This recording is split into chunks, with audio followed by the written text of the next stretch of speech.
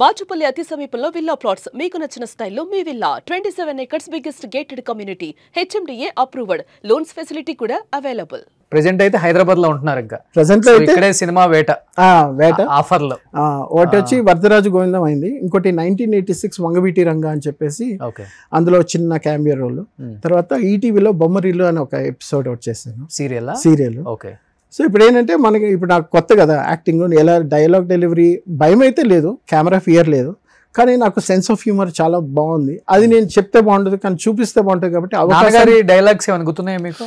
నాన్నగారి డిక్షన్ చాలా బాగుంటుందండి, చాలా బాగుంది, ఎక్స్ట్రాడినరీ, ఎవ్వరు మ్యాచ్ చేయలేరు. ఆయన వాయిస్ బేస్ కూడా కృష్ణరాజు గారిది ఎలా ఉంటుంది వాయిస్, సో ఈక్వల్గా ఉంటుంది. వాళ్ళిద్దరూ అలా పోటాపోటీగా ఉంటుంది వాళ్ళిద్దరు స్క్రీన్ మీద. ఒకసారి కృష్ణరాజు గారు కంప్లైంట్ చేశారు మా నాన్న, ఏంటి రంగా నువ్వు అనుకొని మీ రిలేటివ్స్ ఒక ఆవిడ వచ్చి నా వీపు బాధేసిందిరా అన్నారు.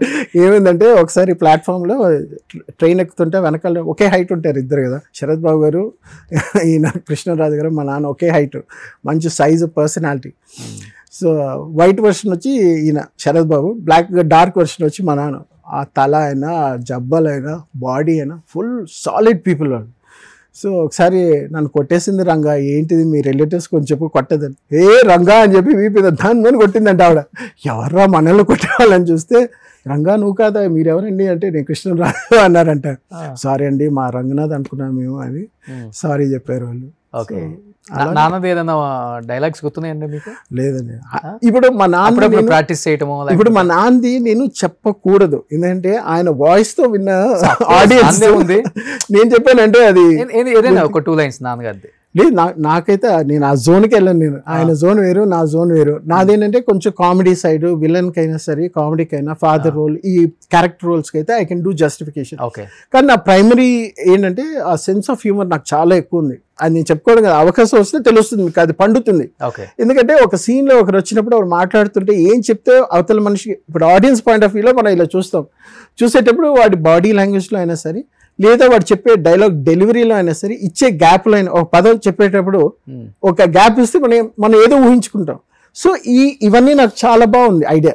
సో కాబట్టి ఏంటంటే వచ్చానంటే I can do that magic of comedy on the screen, లేదా జనరల్ క్యారెక్టర్ రోల్స్ చేయడానికి ఉంటుంది అనేసి దానికి హ్యూమర్ బాగుంటే మన అనిల్ రావుపూడి గారు లాంటి షూర్ డెఫినెట్ ఆయన చేతిలో పెడితే షూర్ డెఫినెట్ సో మంచి వజ్రంలా తయారు చేసుకుంటారు. అది నాకు ఆపర్చునిటీలా ఉంటుంది. ఎందుకంటే నేను ఎందుకు చెప్తున్నానంటే మా ఇంట్లో మా నాన్న అయితే పడిపడి నవ్వేవారు నా సెన్స్ ఆఫ్ హ్యూమర్కి. మా నాన్న దేనికి నవ్వరు, దేవుడి దిగి వచ్చినా, జంధ్యాల గారు వచ్చినా కూడా నవ్వరు, చెప్పండి అని ఇలా కూర్చుంటారు. అలాంటిది మా నాన్నని నవ్వించగలను. ఆయన సినిమాల్లో కూడా అంతేనే, గంభీరంగా నవ్వేదే లేదు ఆయన. అవును, అసలు పోలీస్ డ్రెస్ చేస్తే ఎలా ఉంటారు ఆయన, గంభీరంగా ఉంటారు. చిరంజీవి గారు నాన్నగారి కాంబినేషన్ లో మీకు నచ్చిన సినిమా అంటే? నచ్చిన సినిమా అంటే ఒకటి ఖైదీ, అది ఎవర్ గ్రీన్ ఖైదీ. తర్వాత లవ్ ఇన్ సింగపూర్. అదేంటంటే వాళ్ళిద్దరు బ్రదర్స్ లా చాలా బాగుంటుంది, ఇద్దరికి కోపంగా ఉంటుంది, తర్వాత వాళ్ళు తెలుసుకుంటారు బ్రదర్స్ అండ్ లాస్ట్ లో.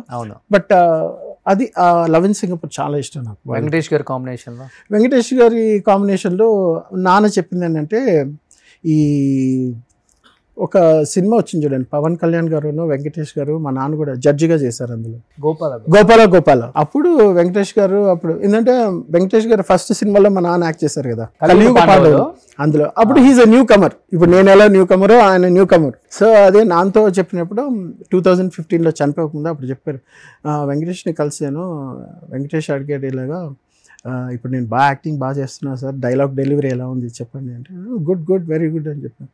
సో ఆయన ఏం మాట్లాడుకున్నారు అలాంటివి కొన్ని మాకు చెప్తా ఉంటారు అనమాట. సో అలాగా నాగార్జున గారి కాంబినేషన్ లో విక్కీ దాదా అని ఒక సినిమా యాక్ట్ చేశారు, అందులో ఆ టైంలో కూడా చెప్పారు. నాగేశ్వరరావు గారు, అదే నాగార్జున గారు, మా నాన్న అప్పుడు ఆ కాంబినేషన్ సీన్స్ నేను అడిగాను, ఎలా నాన్న అక్కినే నాగేశ్వరరావు గారి కొడుకు ఎలాగా, మాకంతా కొత్త కదా అప్పుడు 80sలో. Good, is a bright fellow, he is from America, ఇంకా రాణిస్తాడు చూడు, మరి ఎలా నాన్న లుక్స్ ఎలా ఉంది అంటే, లుక్స్ ఏంట్రా మారుతుంది, మేకప్ అనేది పడాలి, ఇండస్ట్రీకి వచ్చిన తర్వాత మేకప్ వేసి తీసి యాక్ట్ చేసిన తర్వాత ఆ ట్యూన్ ఇన్ అయిన తర్వాత ఫేస్ మారిపోతుంది ఆటోమేటిక్గా, దానికి టైం ఇవ్వాలి, అంతలోపల మన వాళ్ళు న్యూస్ పేపర్ వాళ్ళు చింపేస్తారు కదా అన్నారు. అలాగే చింపేశారు అందరినీ.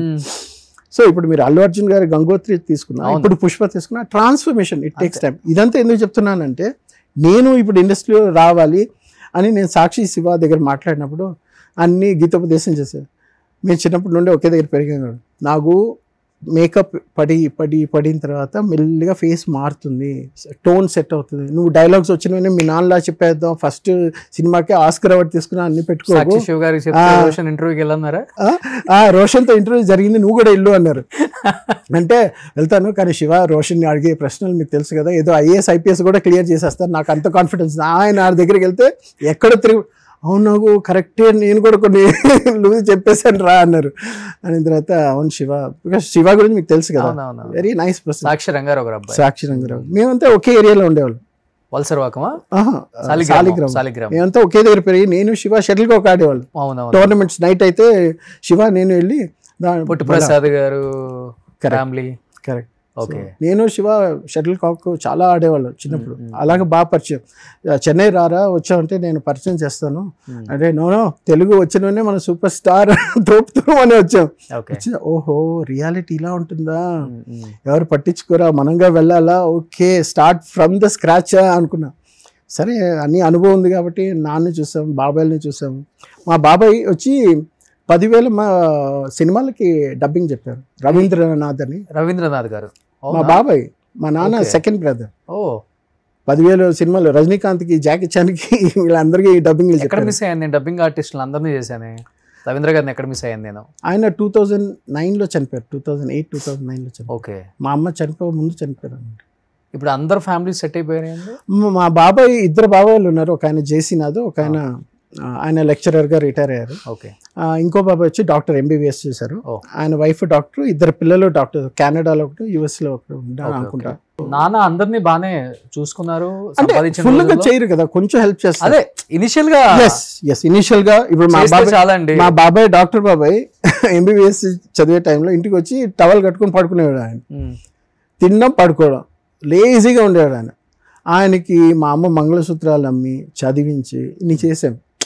చేసింది చెప్పుకోవడం గొప్ప కాదు, కానీ ఏంటంటే వాళ్ళు అది గుర్తుపెట్టుకొని వాళ్ళ ఫ్యామిలీ, ఇప్పుడు మేము కానీ గుర్తుపెట్టుకున్నారు. అందరూ మిమ్మల్ని బాగా చూసుకుంటారా? That's okay. ఫైనాన్షియల్ గా కొంచెం మీరు డౌన్ అయినప్పుడు దట్స్ ఓకే. ఇప్పుడు మా ఆవిడ చనిపోయినప్పుడు కొంచెం మేమందరం ఉన్నాము, మేము చూసుకుంటాము.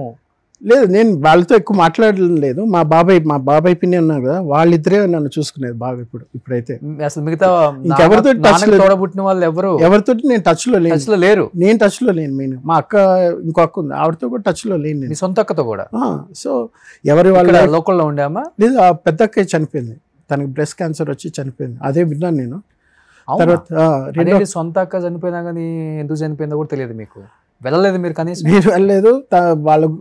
తను చనిపోయి ఎలా అండి అంత మూర్ఖంగా ఉండగలం? మనసు ఒకే కడుపును పుట్టిన రక్త సంబంధం ఒకవేళ ఎంత శత్రువులమైనా కానీ బతికినప్పుడు ఎలానో మనం వెళ్ళాం, కనీసం చనిపోయినప్పుడన్నా వెళ్ళి చూసి వద్దాం అనుకుంటున్నా. ఇప్పుడు మనసు లేదా మనకి? ఇప్పుడు ఎలా అయిపోయిందంటే ఒక్కొక్కరి ఫ్యామిలీ, ఇప్పుడు నేను చెప్పే కదా మా ఆవిడ సూసైడ్ అటెంప్ట్ చేసుకున్నారు. So they never came and saw ఏమైంది నాకు, నీ వైఫ్కి ఏమైంది, నీకేమైంది, ఎలా ఉన్నావు, ఎలా. వాళ్ళు రాలేదు, వాళ్ళు అడగలేదు, మనం అడగట్లేదు. వాళ్ళు అడగడం లేదు, మాట్లాడడం లేదు, నేను అడగడం లేదు, నేను మాట్లాడడం లేదు. సో ఎవరికి వాళ్ళు అలా ఇండిపెండెంట్గా ఉంటున్నాం అంతే. That is all. ఇంకొక అక్క ఉన్నారా? ఇంకో అక్క ఉన్నారు, తను బెంగళూరులో ఉంటుంది. ఏమన్నా మాట్లాడతారా మీతో? లేదు, తను కూడా మాట్లాడడం లేదు. నేను ఎవరితో మాట్లాడడం లేదు, వాళ్ళు నాతో మాట్లాడడం లేదు. So it's been like that. ఇప్పుడు మీరు ఒంటరి, మీ కొడుకు ఇద్దరే. ఇప్పుడు మా పిన్ని, బాబాయ్ వాళ్ళిద్దరు, ఇంకో 2 ఫ్రెండ్స్. అదే మా లైఫ్. నాన్నగారు బ్లెస్సింగ్స్ ఉండాలి మీకు. ఇప్పుడు ఇండస్ట్రీ వాళ్ళ బ్లెస్సింగ్స్ కూడా ఉండాలి. నిజంగా ఇంత డెప్త్ నాకు తెలియదు. రియల్గా నేను చెప్తున్నాను కదా, రియల్లీ ఐ డోంట్ నో ఇంత డెప్త్ ఉందని నాకు తెలియదు మీ స్టోరీలో. నేను ఏదో చాలా ఫస్ట్లో చెప్పిన స్టోరీ నాన్న ఎట్లా చనిపోయారు ఏంటో అనుకున్నా, కానీ ఈవెన్ మీ లైఫ్లో కూడా, బతికున్న వాళ్ళ లైఫ్లలో కూడా సొంత రక్త సంబంధికులు చనిపోయినా కానీ మీరు వెళ్ళరు. మీ ఫ్యామిలీలో మీ వైఫ్ చనిపోతే వాళ్ళు రారు. ఇప్పుడు ఇంకొక అక్క ఉంటే మీకు సంబంధం లేదు. ఓన్లీ ఒక బిడ్డను పెట్టుకొని మీరు బతుకుతున్నారు అంతే. సో అందుకని ఇప్పుడు ఏంటంటే జీవితంలో మళ్ళీ ఏదో చేయాలి, సాధించాలి, ఆ కొడుకు కోసం బ్రతకాలి. ఏమైనా ఇప్పుడు ఫ్రెండ్స్ హెల్ప్ చేస్తారు, వాళ్ళు ఏమైనా అప్పులు ఉంటే వాళ్ళు అవి తీర్చుకోవాలి. మళ్ళీ struggle he's started, but it's coming at a very late age. But ఏదైనా చేసుకొని బయటపడితే బాగుంటుంది. వీ హ్యావ్ టు సీ, అది లైఫ్. గ్రేట్ అండి. సుమన్ టీవీలో మీ పర్సనల్ అండ్ బిజినెస్ ప్రమోషన్స్ కోసం కింది నెంబర్కి కాంటాక్ట్ చేయండి.